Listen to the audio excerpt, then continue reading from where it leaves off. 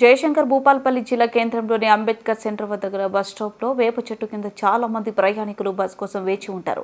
యథావిధిగా ఈ రోజు కూడా సుమారు మధ్యాహ్నం 2 గంటల సమయంలో బస్ కోసం వేప చెట్టు కింద సుమారు 30 మంది ప్రయాణికులు వేచి ఉండగా ఆటో అటువైపు వెళ్తుండటంతో ఒక్కసారిగా వేప చెట్టు ఆటోతో పాటు ప్రయాణికులపై పడిపోయింది. స్థానికులు వెంటనే స్పందించి పోలీసులకు ఇన్ఫర్మేషన్ ఇవ్వడంతో స్థానికులు పోలీసులు కలిసి చెట్టును పైకి తీసి ఆటోను బయటకు తీయడంతో పెను ప్రమాదం తప్పింది. ఆటో డ్రైవర్కి స్వల్ప గాయాలు కావడంతో పోలీసులు ఆసుపత్రికి తరలించారు.